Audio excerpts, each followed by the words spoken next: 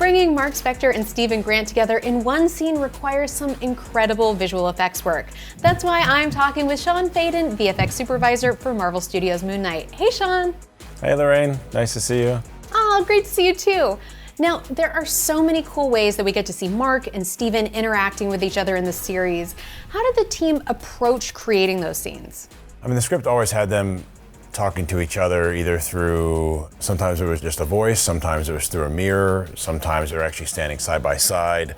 So we had to employ multiple techniques to create the relationship between Marc and Stephen throughout the show. It was complicated in that, Oscar had to be able to react to his dialogue, which, hadn't been recorded yet. So he had an earpiece, or he could hear his performance while he was doing his performance, or he was sometimes acting against his brother, Mikey, and then we would then re-record his Marc performance or his Stephen performance with a matching camera or with this techno-dolly approach.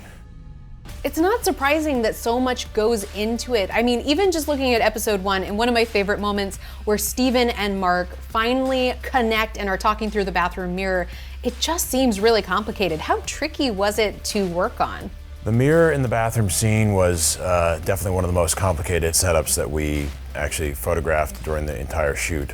Mohammed had very ambitious ideas about how he wanted to use the mirrors, the infinite mirrors, and how he wanted to reveal the Marc character during these moments. But it was only through actually previsiting these shots that we really kind of found the best moments, found the really cool ideas of like, oh, if we do this, this is a great timing. And you couldn't do this on the fly. It had to be planned out. Right before the shoot, we actually had a test set piece. We had a stand-in walking through. We had our Steadicam operator doing it, and then those pieces were actually put together by one of our supervisors, and it led to a successful shot in the end. So after you meticulously plan and then you shoot the scene, what sort of effects and techniques are you using to finalize those shots in post? So once we had all the pieces, there was a tremendous amount of paint out work also needed to achieve the shot. Because obviously in the shot with infinite mirrors, you've got infinite camera people. You have to remove Oscar's reflection, because at some point it's only supposed to be Marc that Stephen is seeing, and to work out the timing for eye lines and things like that. We also needed to introduce a lot of additional enhancement to that bathroom because we're having these hieroglyphics glowing in the walls. As the magic is starting to happen, we had some interactive light on set. You have the hieroglyphics start to kind of burn through the tile of the bathroom.